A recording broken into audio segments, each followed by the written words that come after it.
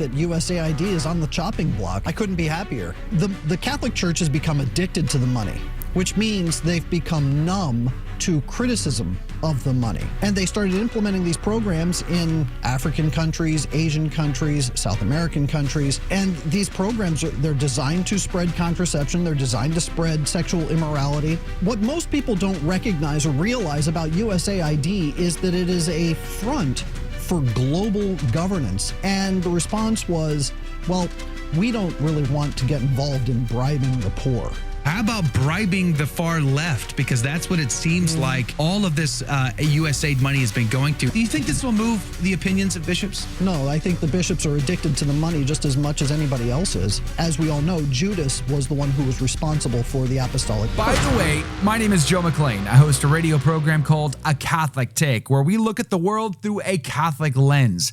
I'd love for you to hang out with us. If you like it, give it a thumbs up and let us know what you think in the comments below. Hey, it's been in the news quite a bit now since the Trump administration seems to be wanting to dismantle USAID or USAID. And many people have been talking about what's going on with USAID going back many years. One such person has been Glenn Beck. I have a picture here of an Al-Qaeda leader, and they are in a USAID tent. That goes back to 2013, but they're not alone. Mike Benz has been sounding the alarm since the end of the last Trump administration. In fact, my organization, Foundation for Freedom Online, even published the formal disinformation primer in February 2021, 1 month after Biden took office, where in a 97-page USAID disinformation program memo, 31 times they mentioned the word advertisers as being necessary to kill the revenue to any social media site or any social media account or any independent web page that spreads misinformation.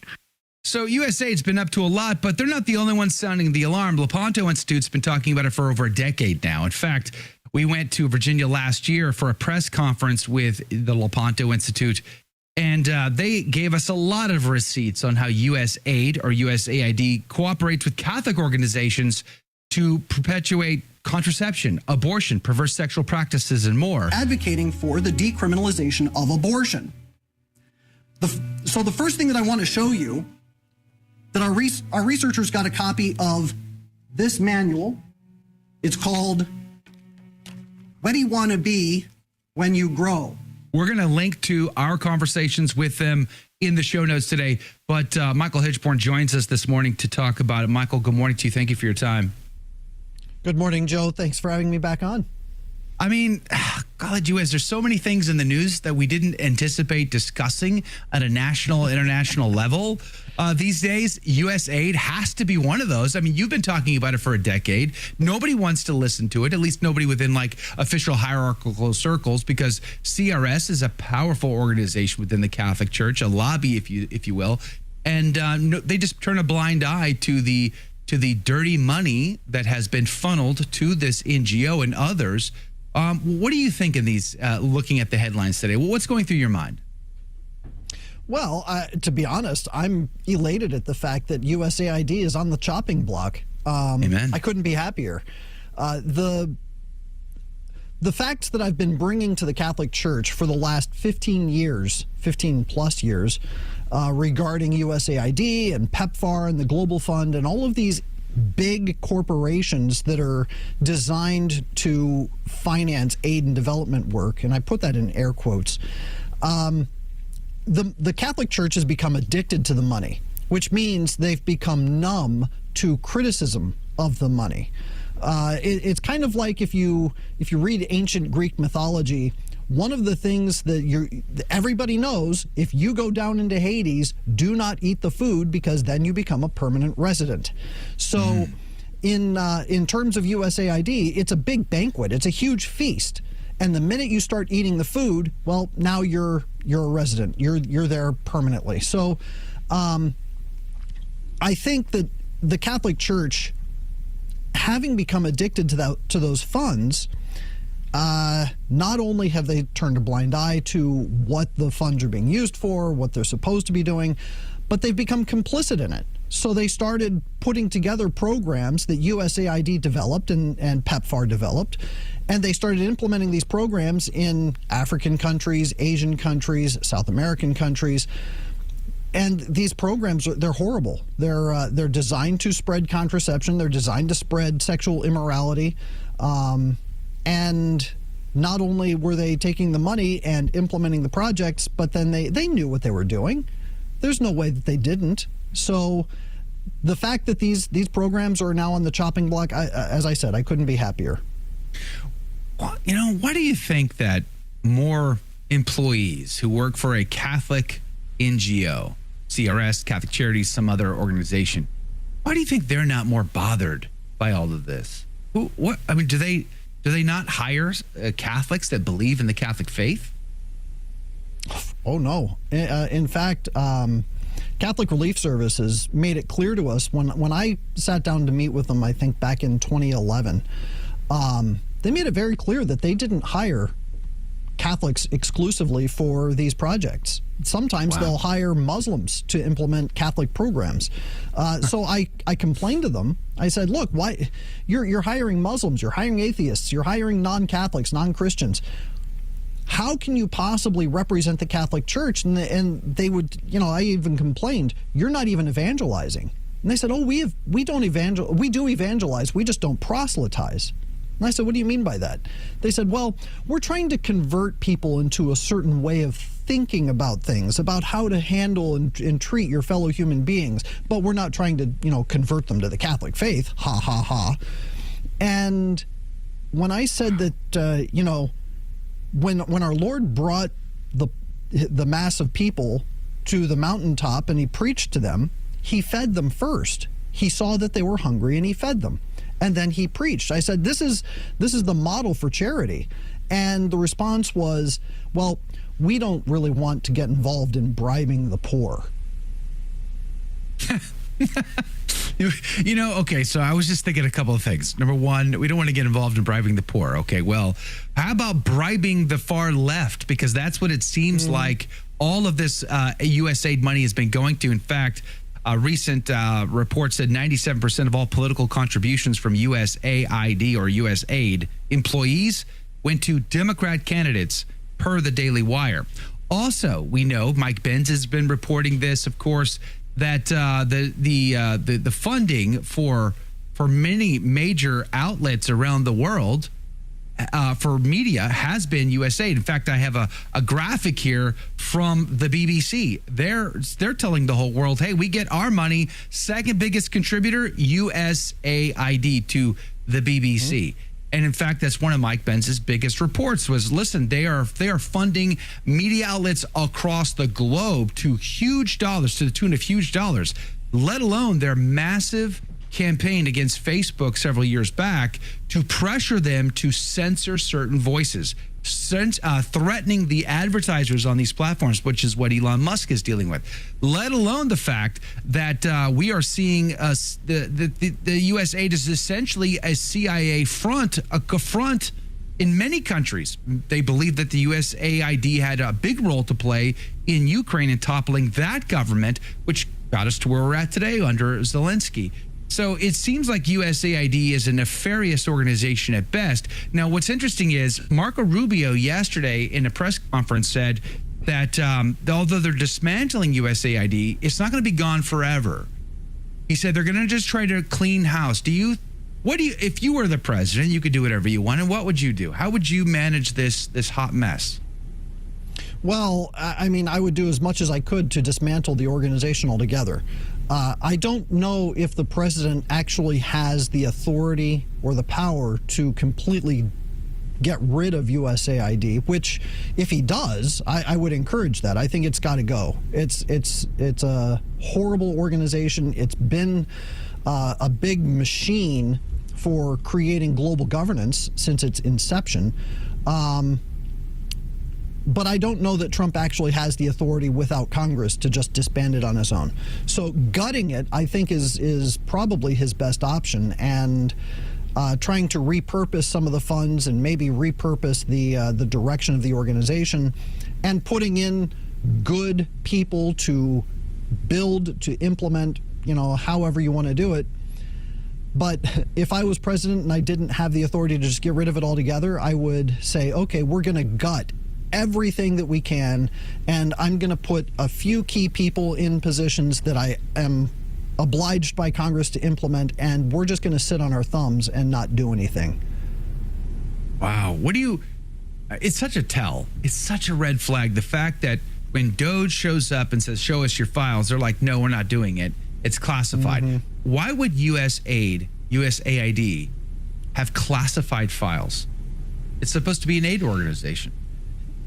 Yeah, it's supposed to be. But what most people don't recognize or realize about USAID is that it is a front for global governance. It's operating not just at the behest of Congress and the executive office of the government. It's working to implement United Nations goals for global governance. It is a one world system organization. The whole purpose of USAID is to go around the world to create an infrastructure that develops the resources on a local level, the infrastructure on a local level, to make them interdependent so that each country is reliant upon another for this global form of governance to be operated from a central location. And what would that be? It would be the United Nations. All you have to do is look through USAID documents and papers that talk about the Sustainable Development Goals and how every single organization they fund and are implementing these programs are working towards global governance and the Sustainable Development Goals. It's everywhere. Whew. So going back to the Catholic Church connection, then, how could any bishop be comfortable with this? Especially now. Do you think this will move the opinions of bishops? Probably not. No, I think the bishops are addicted to the money just as much as anybody else is. I've spoken with individual bishops, and they were horrified at some of the things that I was finding. But even some good bishops that I would say that I think are very good people would look at this, and they told me point blank, well, this money is going to all sorts of different outlets and organizations. Why shouldn't it go to the Catholic Church? Why shouldn't it go to, we bishops who are pro-life and want to implement pro-life things? And I said, Your Excellency, you're not implementing a Catholic program. You're implementing a government program built on secular ideologies that's part of a larger machine. It doesn't work. You're not going to be able to put in these Catholic ideologies, even if you're just, you're not getting your hands dirty with the contraceptives and the immoral programming. You're still implementing part of the mechanism that's a big part of that whole machine. It doesn't make sense for the Catholics to participate. It really doesn't. Which is why it was so great when J.D. Vance called them out in that interview. Yeah. All right, Margaret, listen, they're making a lot of money and they don't want to give up on it. Frankly, I don't care, Margaret. That was so classic and so good. Praise be to God. You detailed quite a bit, extensive evidence in your document about the materials that they're passing up, the pamphlets that you've obtained copies from, the documents off their website, their logos being used in a lot of this stuff, and even a couple of pictures that I remember from the report as well. What about audio and video evidence? Do you have any audio catching them red-handed in the midst of these programs? Our investigators went into these African areas, CRS offices, their partner offices. They met in the field. They met in office buildings, whatever. Mm-hmm. And they went in with audio equipment. I'm going to link to it in the show notes for you at thestationofthecross.com/ACT. You should watch these. There's two clips in particular I'm linking to today where he talks about the explicit relationship between USAID and CRS. It's damning, to be honest with you. But Michael, good morning. Welcome back. I want to just follow up on what we're talking about in the last segment. One of the things that I've been saying is, as Holy Roman Emperor, I would forbid bishops anywhere on planet Earth from taking government money, no matter what government it is, good or bad. No more government grants, no more government related programs. You want to do charitable works? Fine, fair enough. Make the argument to the lay faithful, pass the basket, and that's the budget you have to work with. Why? I know it's obvious, but at the same time, I can't understand. Why is that not our modus operandi? Why do we insist on cooperating with government-funded programs, whether they're good or bad? Well, it starts with the industrialization of charity. I mean, if you really understand what charity is, it's an act from person to person. It's an act of love. Charity comes from the Latin root caritas, which means love. So what you're doing, it starts with love of God, then goes to love of neighbor. So when you commit an act of charity, what you're doing is giving selflessly and seeking the good for another person without any kind of recourse. So if I see a poor person in the street and they're huddling and trying to stay warm and they don't have a way of staying warm, and I take off my coat and I give them my coat, well, I don't get anything out of it personally, but they get something out of the act, and I'm not doing it because I'm trying to be showy or anything else. I'm doing it because somebody is cold and they need help, and I'm trying to help them. That is an act of charity. Now, if I am working in an office building and somebody comes in and says, okay, your job is to assemble 300 sandwiches and I'm going to pay you $50 an hour to assemble 300 sandwiches and then go into the community and I want you to hand out those sandwiches and we're going to be paying you. This is no longer an act of charity because I'm being paid to do a job. So the industrialization of charity really is at the root of the whole thing. If you look at the way the Catholic Church has handled dealing with the poor and helping with building infrastructure and everything along those lines, it's been done by the mendicant orders, the Franciscans, the Dominicans, all of these different religious orders would go into communities. They were the ones that set up the orphanages. They were the ones that set up hospitals and schools, and they set up soup kitchens and the ability to help and feed the poor. Everything that was done through those individuals were acts of charity because they gave up the material world to serve the poor people. What's more is that when somebody contributed through almsgiving to these religious orders, they were then able to participate in that giving because those mendicant orders they weren't taking a paycheck. When I gave money to a Franciscan who would then go into a community and feed the poor, that was an act of charity. That Franciscan wasn't taking that money and sticking it in his pocket and saying, oh, great, now I can have some money to go buy lunch for myself. No, he was then taking that money and giving it to somebody who needed it, or buying food and giving it to people that needed it. All of this is a chain of custody for charitable acts. But when you're looking for a government paycheck to pay employees who are receiving benefits and an IRA and everything else to perform a job, you're no longer talking about charity. Once you get the government involved, now you're talking about an industry that has all of these benefits. They become addicted to the money, which means you have to take care of your employees. Your employers are reliant upon those federal funds, so you have to keep re-upping those federal funds in order to retain your employment status, and it just snowballs. It gets worse and worse. And what's really bad about it is that when you look at the salaries of the CEOs at the top of these industrial charities, like Catholic Relief Services, they're making exorbitant salaries. The head of Catholic Relief Services, with his benefits and salary combined, makes over $640,000 a year. Wow. That's a lot of moolah to help the poor. Oof. I mean, that's almost what my producer makes. I'll let you in. I'm teasing. He doesn't make half that. Close. Not even close. Not even close. Oh, man. So, all right. So let me just play devil's advocate for a second then, Michael. Is it a case where the bishops are just thinking to themselves, listen, we can maximize this thing. We can 10x our impact by, if we just go to this government, get this government grant, work with this government program, we can do our charity at a much grander scale, impact way more people, and do more good. Is it just a matter of corporatized thinking, like corporatized philosophy of maximizing the impact, maximizing the bottom line? Or is there a more nefarious character towards the intentions of those that turned a blind eye towards the dirty money and the hooks that are a part of these government programs?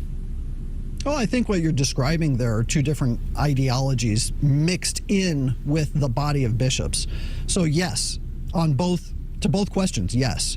You do have bishops who just have kind of the glitzy lights in their eyes, and they go, wow, with all this money, we can do so much good, and we can do this, and we can do that, and we can do it so much more efficiently because we're the Catholic Church.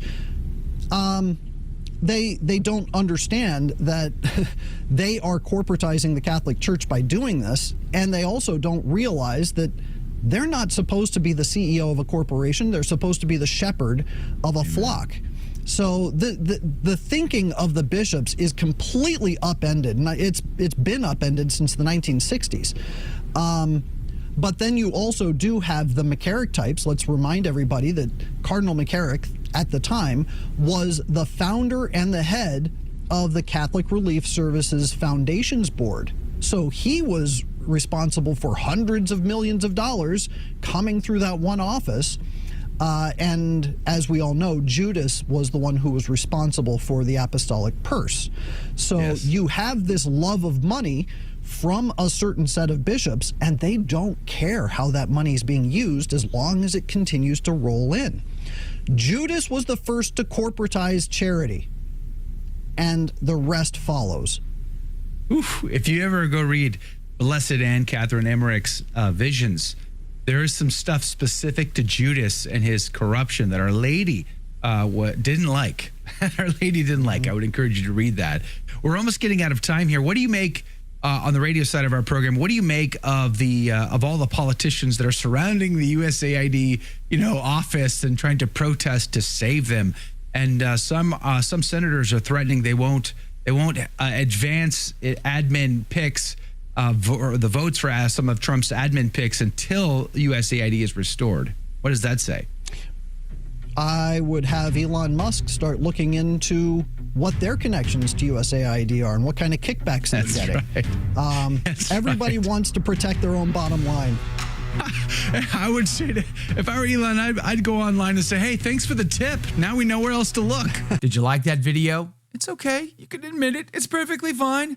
Hey, we cover the big stories of our day, from inside the church to outside the church to all points in between, and we do it from a Catholic perspective. It's called A Catholic Take. It's a radio program Monday through Friday. We live stream it right here on this channel, by the way, so make sure to subscribe, like, and share. We would be very grateful to you. And don't forget, you're going to want to watch this video right here because you don't want to miss anything.